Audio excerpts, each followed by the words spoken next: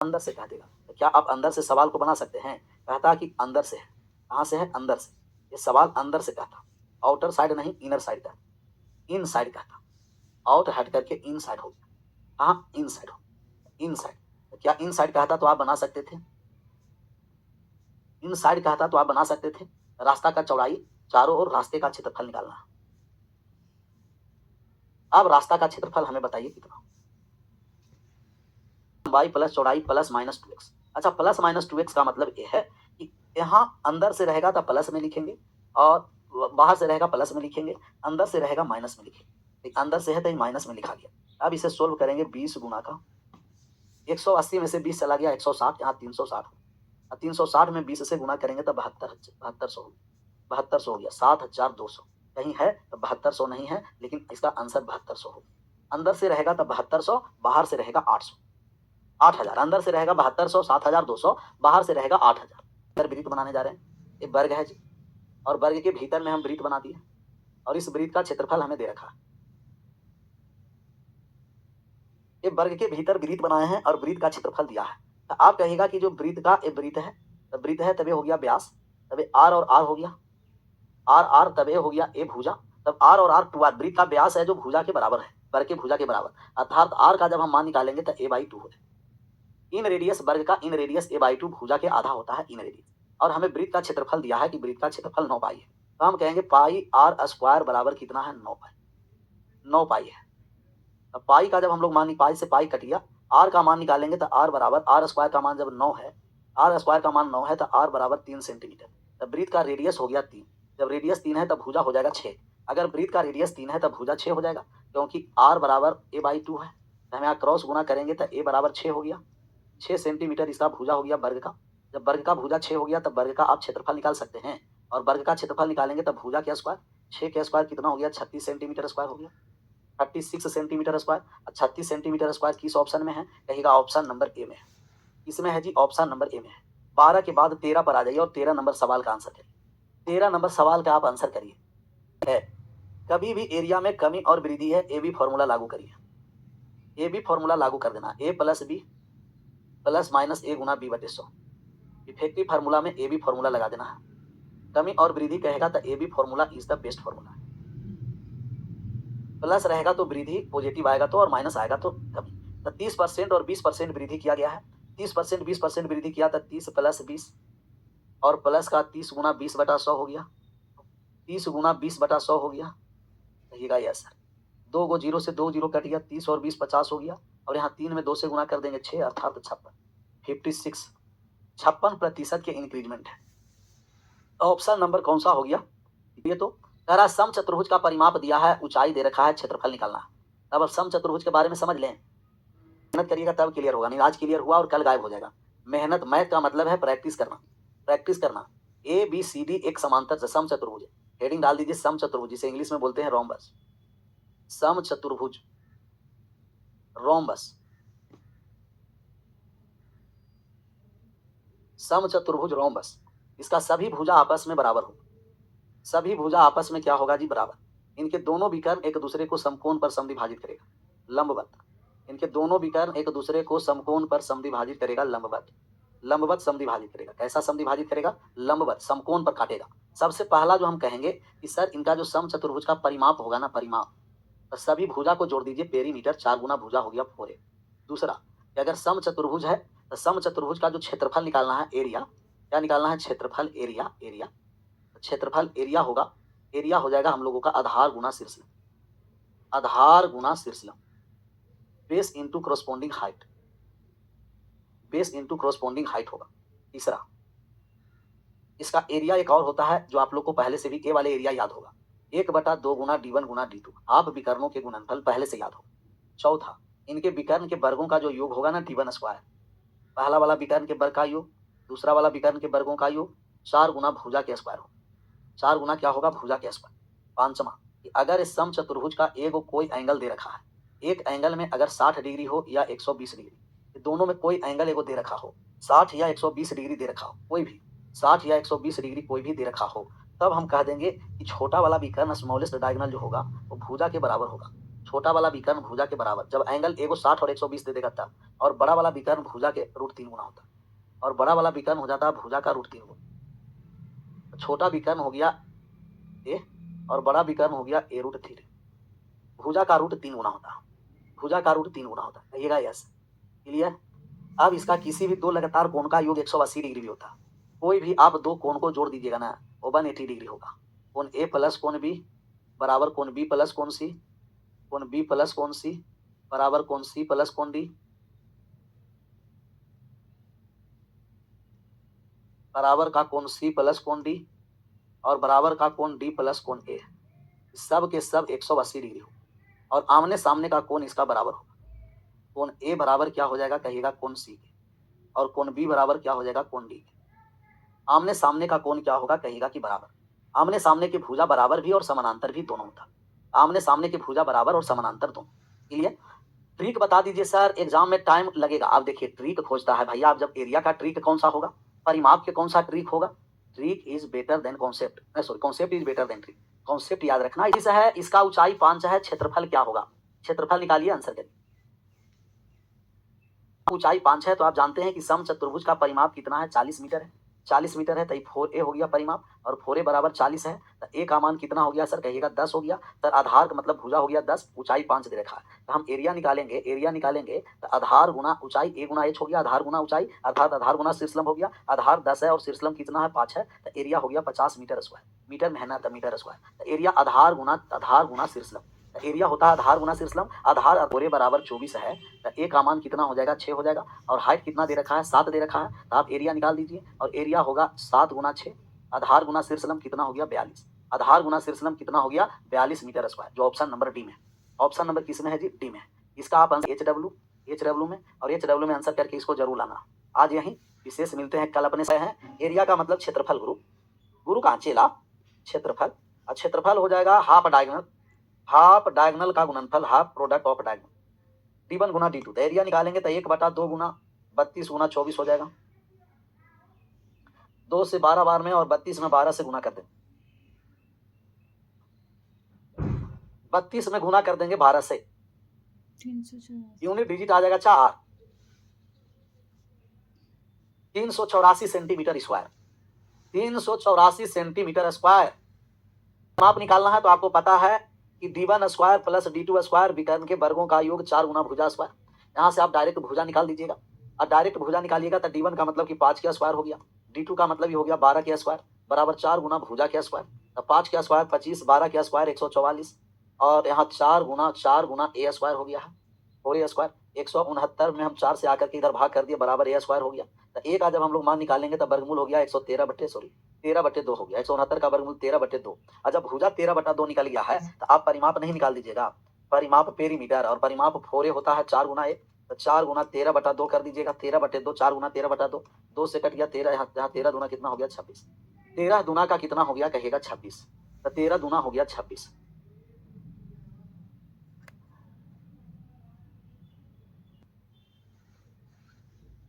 अच्छा क्षेत्रफल के लिए हमें दोनों विकर्ण चाहिए, क्षेत्रफल के लिए हमें दोनों विकर्ण चाहिए, कमेंट बंद, बात को समझिए।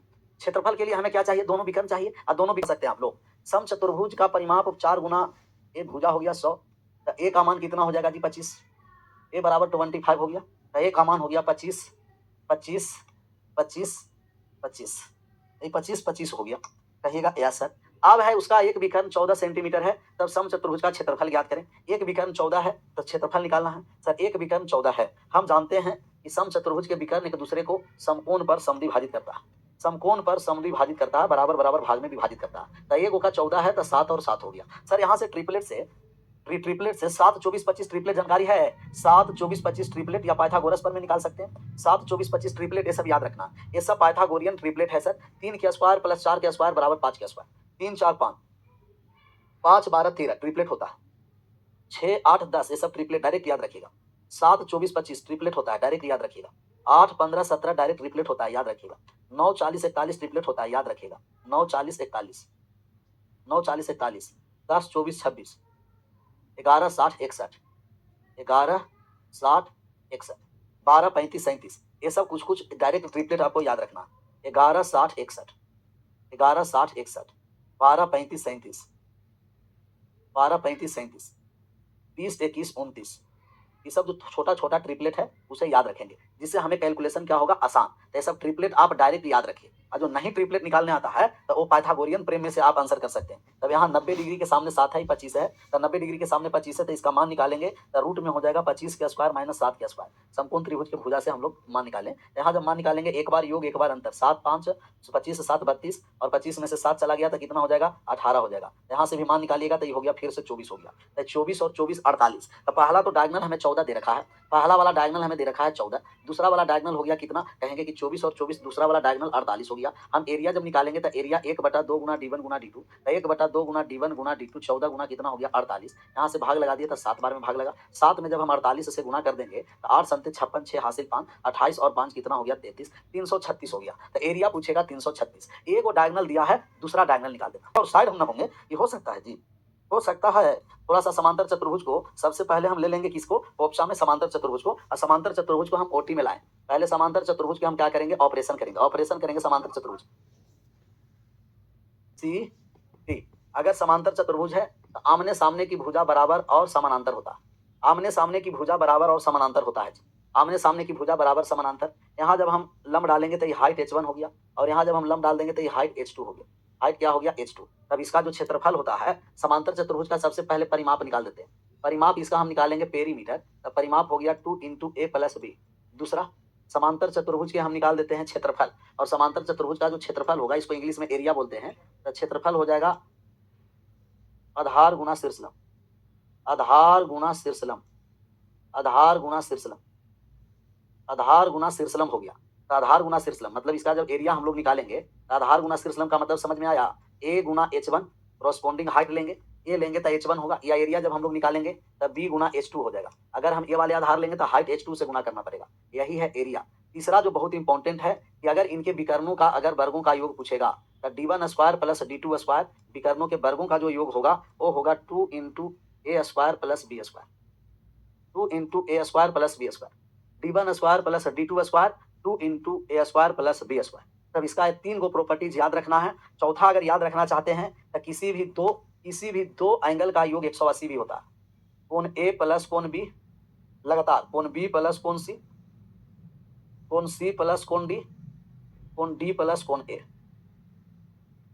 कोण d प्लस कोण a बराबर है 180 डिग्री। बराबर कितना डिग्री है? 180 डिग्री है, वो 180 डिग्री कहिएगा यस। और आमने सामने का कोण बराबर होता है। आमने सामने का कोण का मतलब कि कोण ए बराबर कोण सी होगा और कोण बी बराबर कोण डी होगा। बस यही तो है, यही तो है प्रॉपर्टीज इसका, यही तो इसका प्रॉपर्टीज है भैया मेरे। कल लिखा दिए थे सर, ये समांतर के कल नहीं लिखाए थे, कल सम चतुर्भुज के लिखाए थे, रोम्बस के कल लिखाए थे, और आज हम लिखाए समांतर चतुर्भुज। समांतर यह है, याद समांतर चतुर्भुज है, समांतर चतुर्भुज है, समांतर चतुर्भुज पैरेललोग्राम है, पैरेललोग्राम है। बिहार कह रहा है किसी समांतर चतुर्भुज की भुजा की लंबाई 15 7। बहुत अच्छा सवाल है। ए दे रखा है समांतर चतुर्भुज, और समांतर चतुर्भुज को नामकरण हम कर देते हैं एबीसी से, ए बी सी और डी, और इनका एक डायगोनल दे रखा है। एक डायगोनल दिया है कितना सेंटीमीटर का? 20 सेंटीमीटर का, और दे रखा है कितना? 7 सेंटीमीटर और 15 सेंटीमीटर, 7 सेंटीमीटर और 15 सेंटीमीटर।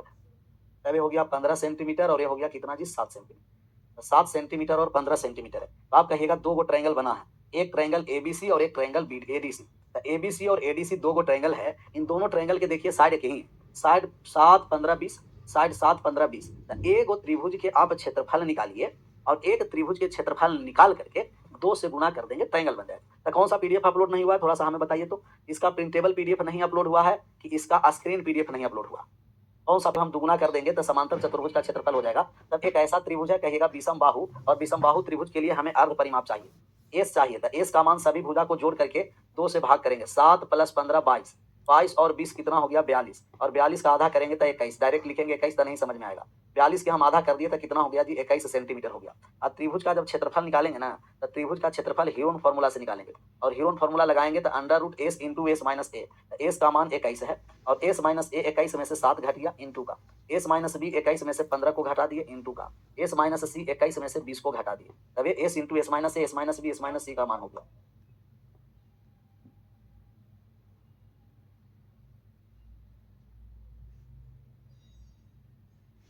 यहाँ से जब हम लोग मान निकालेंगे तब हम कहेंगे कि ये 21 है।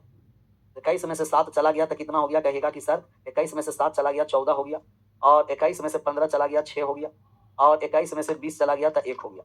चलिए इसको जब हम लोग तोड़ने आ गए तो 21 को 21 रहने दिए, 14 को 14 रहने दिए, और यहाँ 3 गुना 2 कर दिए, कोनो दिक्कत? इसको हम कर दिए तो 14 तिया 42 और 21 दूना 42 हो जाएगा। तो 2 बार 42 है तो 1 बार 42 बाहर आ गया, तो एरिया हो गया 42। एक ट्रायंगल का एरिया जब 42 है, 42 सेंटीमीटर स्क्वायर एक ट्रायंगल का एरिया, तो दूसरा ट्रायंगल का भी एरिया 42 सेंटीमीटर स्क्वायर होगा, 42 सेंटीमीटर स्क्वायर, और 42 कितना हो जाएगा? कहिएगा 84 सेंटीमीटर स्क्वायर हो जाएगा। तो पूरा ट्रायंगल का, पूरा क्वाड्रिलेटरल का एरिया 84 सेंटीमीटर स्क्वायर, जो किस ऑप्शन में है? Option number B is right answer. अगर कोई गारंटी ले लिया कि ये समलंब चतुर्भुज है, कोई भी इसमें से जितने पिकुलियर लोग हैं, कोई भी कह दिया कि सर एक समलंब चतुर्भुज है, तो हम कहेंगे कि ये तो ट्रेपीजियम हो गया जी, समलंब चतुर्भुज हो गया। समलंब चतुर्भुज में 2 भुजा समानांतर होता है और 2 भुजा असमानांतर होता है। तो एक जोड़ा पैरेलल होगा और एक जोड़ा अनपैरेलल होगा, एक जोड़ी अनपैरेलल और एक जोड़ी पैरेलल होगा। अब यहाँ से हम लोग सबसे पहला पॉइंट लिखेंगे, सबसे पहला पॉइंट हम लोग लिखेंगे कि सर इनका 2 भुजा समानांतर और 2 भुजा असमानांतर होगा, A B parallel to C D होगा, और एक हो जाएगा कि A D does not parallel to, क्या हो जाएगा? बी सी, ये पैरेलल नहीं है। दूसरा, इनका दोनों विकर्ण है जो एक दूसरे के तो बराबर नहीं होगा, नहीं लंबवत होगा। दूसरा है कि कोण ए और कोण डी एक ही और, कोण ए प्लस कोण डी का मान 180 डिग्री हो जाएगा, या तो कोण बी प्लस कोण सी का भी मान 180 डिग्री, 180 डिग्री हो, 180 डिग्री। क्यों? क्योंकि 2 समांतर रेखा को एक तिर्यक रेखा प्रतिच्छेदित करती है, तो इनके इंटरनल एंगल एक ही ओर के कोण का योग 180 डिग्री का होता है। अगर ये अल्फा है और ये बीटा है ना, तो एक ही ओर के कोण का योग 180 डिग्री होता है। तब इसी प्रॉपर्टी से 2 समांतर रेखा है, तो दोनों समांतर रेखा को तिर्यक रेखा प्रतिच्छेदित किया, तो एक ही ओर के आंतरिक कोण 180, एक ही ओर के आंतरिक कोण का योग 180 है, कहेगा यस सर। तीसरा पर जब हम आ गए, तीसरा पर इसका एरिया हम निकाल देते हैं, तो इसका जो एरिया हो जाएगा, जिसको हम हिंदी में क्षेत्रफल बोलते हैं, एरिया हो जाएगा 1/2 गुना समांतर भुजा का योग गुना ऊंचाई। इसका समांतर भुजा ए दे देते हैं और बी, और इसका हाइट दे देते हैं एच। 1/2 गुना समांतर भुजा का योग ए प्लस बी और गुना ऊंचाई, समांतर भुजा का योग गुना ऊंचाई, समांतर भुजा का योग गुना ऊंचाई। चलिए इसका अगर मान निकालना है, अगला पॉइंट हम ले लेते हैं इस अगले पेज पर। ये तीनों समझ में आ गया। अगला जब हम पेज पर आ गए तब यहाँ हो गया, यहाँ विकर्ण आप देख रहे हैं, इनका आप देख रहे हैं कि ए और सी विकर्ण है, ए और सी और बी डी विकर्ण है सर। जहाँ काट दिया, इनका विकर्ण एक दूसरे के समान अनुपात में विभाजित करेगा। अगला जो पॉइंट होगा, जो एओ और ओसी का रेशियो होगा ना, वही होगा ओबी और ओडी का रेशियो, ओबी और ओडी का रेशियो होगा। 5वां पॉइंट, इनका विकर्ण के वर्गों का जो योग होगा, विकर्ण कौन कौन सा है? AC, AC square plus B D square.